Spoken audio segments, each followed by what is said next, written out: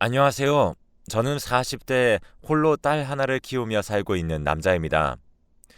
눈치채신 분도 있겠지만 아내와 사별한 지 벌써 3년이 되었습니다. 홀로 딸 하나를 키우다 보니 아내가 워킹맘으로 일하면서 집안일까지 한 것이 매우 대단한 일이었다는 사실을 더욱 느끼게 되네요. 오늘은 딸의 생일을 맞아 휴가를 내고 하루를 함께 했습니다. 그러다 보니 아내가 더욱 생각나고 이 그리움을 해소할 방법이 없어 이렇게 글을 쓰게 됐어요. 제 아내는 참 안타까운 사람이었습니다. 저보다 경제력도 좋고 더 많이 배운 사람인데도 저를 누구보다도 사랑해주는 사람이었거든요. 저도 그런 아내를 누구보다 존경하고 사랑했습니다. 그런데 그녀의 집안은 전혀 그렇지 않았죠. 아내와 결혼하고 만난 장모님은 그녀의 친모가 아니었습니다. 장인어른이 두 번째로 결혼한 사람이었는데요. 그녀가 유치원 때 계모를 만나 자라왔기 때문에 자신의 친모가 어떻게 생긴 사람인지 알 수 없었다고 합니다. 그래도 전혀 찾고 싶은 생각이 들지 않았다고 하는데 그 이유가 어려서부터 세뇌를 받았기 때문이죠. 장인어른께서는 항상 아내에게 네 친모는 너를 버리고 간 사람이다. 돈 때문에 다른 남자와 붙어먹어서 이혼하게 됐다. 라고 이야기를 했다네요. 그리고 지금의 계모는 내 상처를 위로해준 사람이고 이제껏 이렇게 착한 사람은 처음 만나봤다. 회사에서도 자기 일은 착실하고 책임감 있게 하는 사람이니 너도 친엄마로 생각해라. 라고 하며 어렸을 때부터 계속되는 세뇌에 아내는 친모를 미워했다고 합니다. 저와 연애를 하면서도 이 사실을 말하지 않았었지만 결혼을 위해 인사를 드리러 갔을 때 장모님이 계모임을 자연스럽게 알게 되었어요. 집에는 아내의 여동생도 있었는데 여동생은 꼼짝도 하지 않고 아내가 5명분의 식사를 모조리 다 만들고 있었습니다. 그래서 제가 옆에 가서 도와주자 장모님께서는 아이고 그래도 꼴에 챙겨준다고 가네? 라면서 말씀하시는 게 저희 자체를 반기지 않는 것 같았죠. 의아함은 잠시 묻어두고 함께 식사를 하는데 장모님이 국이 짜다, 반찬이 이게 뭐냐, 고기라도 좀 사왔어야 하는 거 아니냐 하면서 아내에게 타박이란 타박은 다 주더라고요. 장인어른이 뭐라고 한마디 해주진 않을까 생각했지만 장인어른은 그저 묵묵히 밥을 드시고 계셨고 여동생이란 사람도 맛있는 반찬이 없다고 투덜거리는 것이 이런 일이 하루만 있었던 것이 아니란 걸 깨달았습니다. 그리고 식사 후에도 간식 준비며 설거지까지 아내가 다 하는 걸 보니까 하루빨리 이 집안에서 데리고 나와야겠다는 생각만 들더라고요. 그렇게 아내가 타준 커피를 마시면서 제게 장모님이 한 말씀이 대박이었습니다. 네가 결혼할 여자는 우리 집에서 집안일을 대부분 도맡아서 해주던 애다. 내가 나이가 들어서 그런지 온몸이 성한 곳이 없고 동생은 아직 어려서 할 수가 없으니까 첫째가 다 했었다네. 라며 운을 띄우셨죠. 결국 장모님이 하신 말씀은 우리 집안일을 하는 딸을 네가 데려가니 너도 우리 집에선 머슴처럼 일하라는 것이었습니다. 사위는 백년 손님이라고도 하는데 왜 자기 딸들은 시댁에 가서 열심히 일하는데 사위들은 처가에서 일하지 않냐고 하면서 아주 딸을 위하는 어머니인 척 자기는 말하는 모습을 보고 있자니 속이 뒤집히더라고요. 하지만 앞에서는 예예 웃으면서 앞으로 저희 잘 살겠습니다 하면서 그 집을 나왔습니다. 아내는 제가 집안에 인사를 드리러 간다고 말을 했을 때 표정이 좋지 않았었는데 그 이유를 알 수 있었죠. 바로 이런 걸 저에게 보이고 싶지 않았기 때문이었겠죠. 그래서 저는 왜 이렇게 부당하게 당하고 있냐고 물어보니 그제야 말을 해주더군요. 지금 어머니는 자기의 친어머니가 아니라고요. 그래서 저는 그때야 아내가 어렸을 때 받았던 학대와도 같은 일들을 들을 수 있었습니다. 아내가 학교에 들어가기 시작했을 때 동생이 태어났다고 합니다. 그래서 동생은 아기니까 계모가 자신에게 사랑을 주지 않아도 아기를 돌봐야 하기 때문이라고 생각하면서 참았다고 해요. 그런데 그게 아무리 시간이 지나도 계모가 자기를 바라봐주는 일은 없었다고 합니다. 동생이 몰래 자신의 인형을 빼앗아가서 그걸 달라고 크게 소리친 적이 있는데 그걸로 계모에게 그렇게 많이 맞았다고 했죠. 그리고 초등학교에서 돌아오면 혼자 간식을 먹고 있는 동생을 본 것도 한두 번이 아니라 나중에는 그저 포기했답니다. 이제는 사회인이 되어서 일을 하러 밖에 나오니 야근을 하는 시간까지 좋을 정도로 집에 가는 게 싫었다는 말에 왜 나오지 않았냐고 물으니까 독립하는 것을 절대로 반대했다고 하더군요. 몰래 부동산을 찾아가 계약금까지 내고 이사 준비를 하고 있었는데 그걸 어떻게 알았는지 계약금을 2배로 물어주고 계약을 무산했을 정도라네요. 저는 아내에게 결혼식 때 뵙고는 인연을 끊자고 그렇게 말했지만 아내는 몸을 벌벌 떨더라고요. 그러면 회사에 찾아와서 무슨 짓을 할지 모르니 그냥 자기가 참겠다고요. 그런데 저에게도 머슴이라고 할 줄 몰랐다면서 이 결혼은 안 하는 게 낫겠다는 말에 제가 방법을 알아보겠다고 그렇게 아내를 달래며 겨우겨우 결혼까지 할 수 있었어요. 결혼식 당일 전혀 모르는 사람이 저에게 찾아와 몰래 쪽지와 명함 하나를 내밀었습니다. 나중에 보니 그 아주머니가 바로 아내의 친어머니였던 것이죠. 그래서 저는 신혼여행을 다녀온 뒤에 아내 몰래 그분에게 전화해서 만남을 잡았습니다. 카페로 들어오는 아내의 진짜 어머니 신분의 모습은 아내가 쭉 말해왔던 나쁜 여성이라고는 생각조차 할 수 없었죠. 선한 인상을 가지고 있었지만 단 한 가지 걸리는 점이 있다면 옷을 꽤 좋은 것을 입고 있다는 것이었습니다.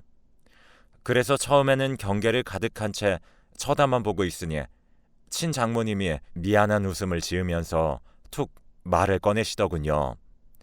결혼식 당일에 그렇게 불쑥 찾아가서 미안하다고 그동안 잘 자란 딸의 모습을 한번 보고 싶었는데 결혼 소식에 말도 없이 가버렸었다고 하더군요. 그러면서 딸이 그래도 잘 자라준 것 같아 고맙다고 하시면서 저에게 좋은 사람 만난 것 같아 마음이 놓인다는 말을 했습니다. 그 말에 저도 모르게 표정이 굳어버렸어요. 그리고는 딸이 어떤 대우를 받고 살고 있는지 아시냐며 계모에게서 하녀 대우를 받고 산다고 말했습니다. 제가 결혼을 허락받으러 간 날 본 일을 말하니 그분은 정말 깜짝 놀라면서 들으시다가 결국 눈물을 뚝뚝 흘리셨죠. 그러면서 좋은 식장에서 곱게 웨딩드레스를 입은 모습만 보고 잘 살고 있는 줄 알았다며 딸에게 미안하다고 하더군요. 그래서 제가 그러게 왜 돈만 보고 딸을 버리고 갔냐, 이렇게 미안할 거면 딸을 왜 안 데려갔냐, 차마 아내는 하지 못했을 비난을 마구 했습니다. 제 물음에 놀라서 오히려 저에게 되묻더라고요. 그렇게 이야기가 되어 있냐고. 그리고 나서 하시는 말씀이 오히려 돈을 보고 바람을 핀 것은 장인어른이라고 하시더군요. 장인어른은 평범한 중소기업에 다니는 회사원이었는데 대기업과 함께하는 프로젝트를 진행한 적이 있었다고 합니다. 그곳에서 함께 일하던 여직원과 눈이 맞았는데 여직원의 부모님은 은행원으로 일하고 계셔서 어느 정도 안정적인 집안이었다네요. 그에 반해 아내의 친어머니이신 분의 부모님은 시장에서 김을 구워 팔고 계셨다고 해요. 어느 정도 장사가 되어서 입에 풀칠은 하고 살 정도였는데 그 차이가 장인어른에게는 꽤 크게 느껴졌나 봅니다. 덜컥 그 여직원을 임신시키더니 이혼해달라고 사정사정했대요.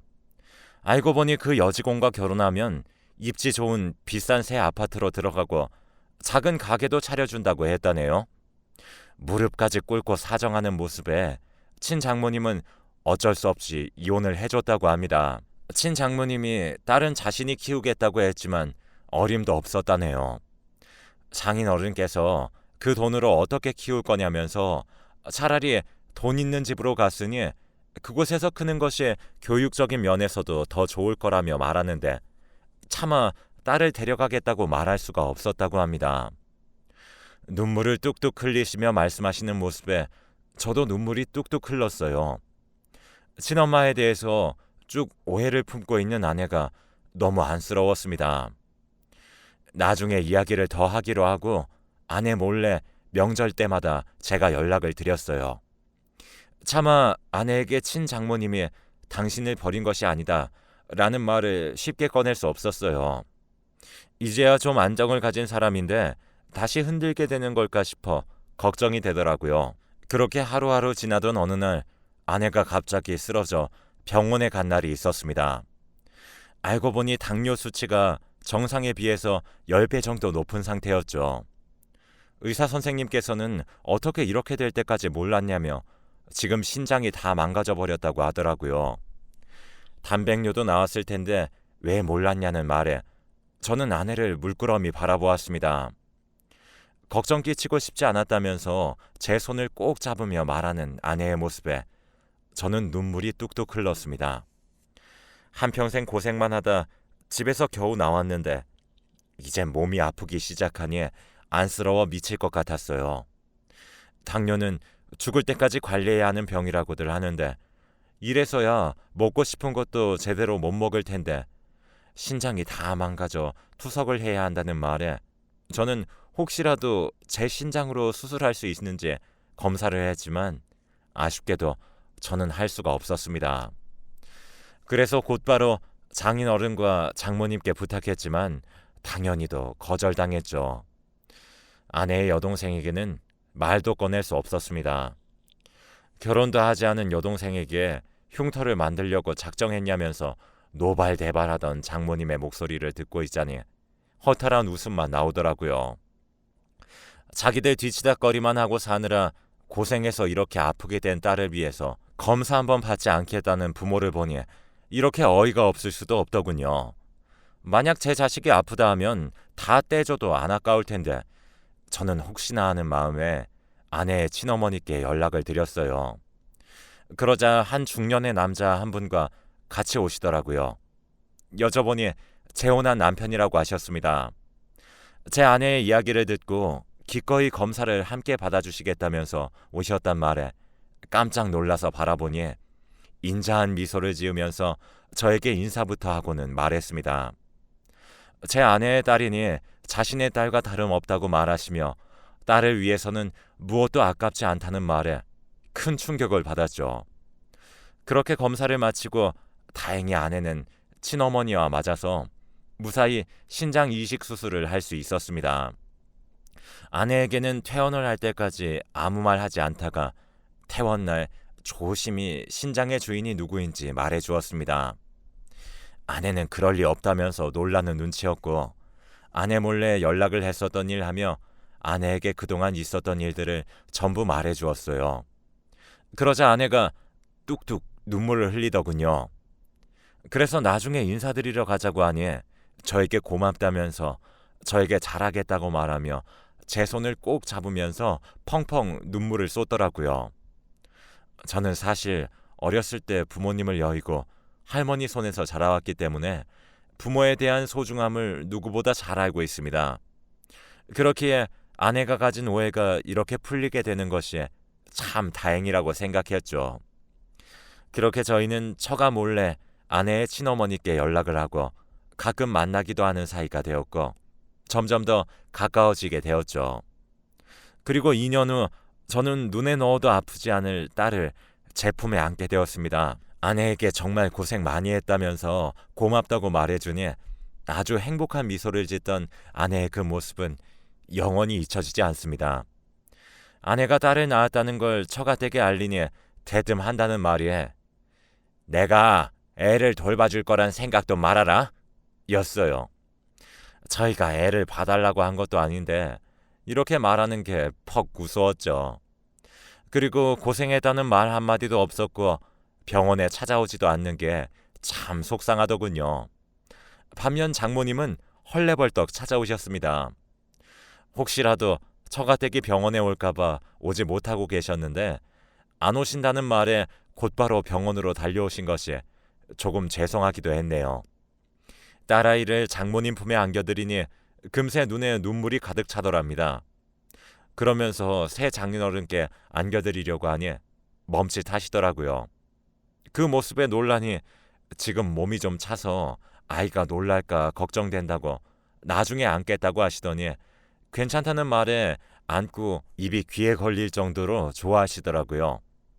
두 분 모두 좋아하시는 모습에 꼭 제 부모님 같았죠.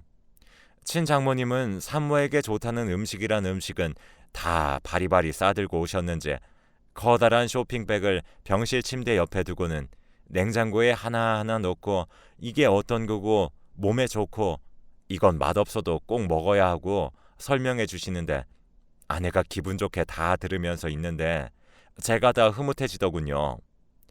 그런데 행복한 하루는 어느 날 와르르 무너졌습니다. 여름 휴가철에 아내와 저는 그저 좀 쉬었으면 좋겠다고 생각해서 여름 휴가 내내 집에서 피서를 보내기로 했어요. 그런데 처가댁에서 갑자기 전화가 오더니 여름 휴가인데 너는 어떻게 부모님을 모시고 여행 갈 생각을 안 하냐면서 난리를 치시는데 장모님의 횡포에 아내는 결국 여행을 가자며 계획을 짰죠. 그렇게 아내와 처가댁을 모시고 함께 강원도로 여행을 가게 됐습니다. 그곳에서도 제 아내는 하녀나 다름없었죠. 음식 준비하고 저는 고기를 구울 준비하고 두 분은 누워서 손가락 까딱하지 않고 다니시면서 이거 사달라 저거 사달라 가격은 보지도 않고 말씀하시는데 너무 비싼 것은 사드리기 어려울 것 같다고 조심스레 말하니까 다른 집은 해외로 같이 여행 간다는데 고작 국내 강원도로 여행 와서는 무슨 돈이 그렇게 많이 들었다고 이거 하나 못 사주냐면서 화를 내시는 걸 보고 아내가 결국 아울렛에서 원하시는 옷이며 가방 그리고 장인어른께는 정장까지 사드렸습니다. 정말 지긋지긋한 사람들이라고 생각했죠. 돌아오는 길 제가 피곤해하는 모습에 아내가 운전을 했어요. 그런데 갑자기 쿵 하더니 눈앞이 아찔했습니다. 가슴엔 극심한 통증이 몰려오고 숨을 제대로 쉴 수 없었어요. 그리곤 눈앞이 뿌옇게 되더니 전 정신을 잃었습니다. 바로 교통사고가 난 것이죠. 졸음 운전을 한 트럭이 하필 저희 차를 박아서 운전석에 있던 아내는 그야말로 생사를 오가는 상황이었기 때문에 만나러 갈 수조차 없었습니다. 다행히 저는 안전벨트로 인한 갈비뼈 골절과 머리에 작은 타박상만 입었고 장인어른과 장모님은 어깨 골절과 머리에 타박상 그리고 코뼈가 부러지셨어요. 제가 정신을 차리자마자 친장모님께 연락을 드렸고 어느 정도 몸을 추스릴 수 있게 되면 오시겠다고 하셨어요. 그 후 좀 걸을 수 있게 되었을 때 연락을 드렸습니다. 몰래 휴게실에서 만나고 있었는데 장모님께 딱 들켜버렸죠. 그러자 고래고래 소리를 지르면서 말했습니다. 네 딸년이 운전을 거지같이 해서 내가 지금 이 모양 이 꼴이 됐다 라고 하면서 이걸 어떻게 보상할 거냐고요. 그 소리에 장인어른도 오셔서 친장모님을 보시더니 얼굴을 구기시더랍니다. 그러면서 여기가 어디라고 왔냐고 하더라고요. 제가 말했습니다. 지금 장모님께서는 제 아내를 딸로 인정 안 하시는 것 같다. 생사를 오가고 있는 사람에게 운전을 거지같이 했네. 보상은 어떻게 할 거냐며 이야기하시는데 남이었는지 몰랐다. 방금 말씀하실 때도 네 딸년이라고 하신 거 보니 여기 병원비는 운전자인 저희가 낼 테니 앞으로는 볼 일 없었으면 좋겠다 라고 말했죠. 그랬더니 잘됐다며 부모를 이렇게 모시는 딸 자기도 필요 없다면서 인연을 끊자고 합니다. 저는 이렇게 되어서야 인연을 끊을 수 있다는 소식에 아내가 깨어나면 꼭 말해줘야겠다 생각했는데 갑자기 청천벽력과도 같은 소식이 저에게 날아왔습니다. 중환자실에서 아내가 결국엔 버티지 못하고 세상을 떠났다는 걸요. 저는 그대로 무너져 내려앉았고 하염없이 계속 눈물만 쏟아냈습니다. 친장모님께서도 저를 꼭 안고 함께 눈물을 흘리셨죠. 그런데 그때 제 귀에 꽂히는 소리가 있었습니다. 장모님께서 제 아내의 이름을 부르며 생명보험금은 들어뒀냐는 말이었죠. 믿을 수가 없었습니다. 지금 사람 한 명 죽었는데 제일 먼저 보험금 이야기라뇨. 친장모님도 그 말에 분노를 느끼셨는지 그대로 장모님에게 다가가 싸대기를 날리셨어요. 그 행동에 장인어른의 목소리가 커지시더라고요. 지금 대체 뭐 하는 짓이냐고 주변 사람들 보기에 창피하지 않냐고 큰 소리를 치셨어요. 그러자 친장모님이 장인어른의 뺨도 세게 쳤습니다. 장인어른은 어벙벙해서 친장모님을 보더라고요. 친장모님은 장인어른에게 지금 내 딸이 죽었단 말을 들었는데 생명보험금 이야기를 꺼내는 짐승보다 못한 놈 얼굴 친 게 잘못이냐고, 난 부끄러운 짓 조금도 하지 않았다고 하시면서 방금 전까지 인연을 끝내 뭐네 하던 계모가 돈부터 밝히는데 친엄마인 내가 이 정도로 화 안 내주면 내 딸은 억울해서 구천을 떠돌면 어떡할 거냐고 소리를 지르셨습니다. 연락한 이후에 쭉 나긋나긋 말씀해 주셨던 분이라서 화난 모습이 놀라웠지만 그럴만하다고 생각했어요. 그리고 병원 안에서 소란을 피워 저희는 결국 주의를 받고 병실 안으로 들어갔습니다. 저는 아내의 장례식을 위해 퇴원했고 처가댁은 아직 힘들다며 그대로 병원에 입원해 있겠다고 하더군요. 저는 그러시라 했습니다. 전 아내의 영정사진 앞에서 여보, 드디어 그 지긋지긋한 처가를 벗어났네 라며 웃으며 말했습니다. 우리 딸 걱정하지 말라고 제가 잘 키워보겠다면서 웃고 있는 사진을 바라보면서 밤새 그리고 며칠 동안 대답 없는 아내에게 전 혼잣말을 중얼거렸어요. 그동안 힘들게 살아왔던 사람인데 마지막까지 처가댁에 휘둘린 아내가 안쓰럽고 안쓰러웠죠. 그렇게 아내의 장례를 치르고 혼자 어떻게 살아야 하나 막막했지만 사람은 어떻게든 하면 사라지나 봅니다. 처음에는 할 수 없었지만 점점 요리 실력도 늘었고 집안일도 꽤 능숙하게 할 수 있게 되었거든요. 그렇게 한 해가 지나 아내를 떠나보낸 상처가 좀 아물어질 때 아내의 처가댁에서 전화가 왔습니다. 대체 무슨 일인가 했는데 알고 보니 아내의 보험금을 달라는 허무맹랑한 이야기였어요. 그 말에 전 너무 어이가 없어 인연 끊기로 한 거 아니었냐고 하니 그때는 너무 열받아서 자신도 모르게 나온 말이었다면서 이제 처제도 시집을 가야 하는데 그 비용을 준다고 생각하고 돈을 달라고 뻔뻔스럽게 말하더군요. 저는 그럴 수 없다고 소리 지르고 욕을 하며 끊어버렸어요. 그러자 집까지 찾아와서는 어떻게 이럴 수 있냐고 자기가 아내를 30년을 가까이 키웠는데 이건 폐륜이라는 말까지 입에 올리더군요. 감히 그런 말을 입에 담을 수 있다는 게 신기할 정도로 뻔뻔한 모습에 웃음만 나왔습니다. 아이가 유치원에 간 것이 정말 다행이라고 생각될 정도였죠. 저는 정말 많이 화가 난 상태가 되어 말했습니다. 돈을 한 푼도 줄 수 없다고. 아내를 키워줬다고 말했는데 그건 키워준 게 아니라 종으로 부린 거라고 화를 내니 먹여주고 재워주고 공부까지 시켜줬으면 다 키운 거 아니냐면서 더 큰 소리를 치더라고요. 참 어이가 없어서 일단 경찰에 신고하기 전에 꺼지라고 하니 주먹을 쥔 손만 부들부들 떨면서 나갔습니다. 전 저 사람들이 곱게 그만둘 것 같지 않았어요. 그래서 곧바로 법정 대응을 시작했고 새 장인어른께서 법조계 아는 사람이 많아 도움을 받아 접근 금지 처분까지 받아냈어요. 그렇게 처가댁 식구들이 저에게 다가오지도 못하게 했고 이사까지 갔습니다. 지금 현재는 친장모님과 새 장인어른을 부모님처럼 모시고 함께 살고 있어요. 아무리 생각해도 저도 딸을 가진 아버지로서 장인어른이 참 이해가 되지 않습니다. 계모는 그렇다 치고 친아버지가 딸에게 어쩜 그렇게 무심할 수 있을까요? 저는 제 딸아이를 보면서 뭐든 해주고 싶기만 해서 걱정인데 말이에요. 오늘도 건강하게 자라준 제 딸아이에게 고마워하며 보내야겠습니다. 제 글을 읽어준 여러분들도 모두 건강하세요.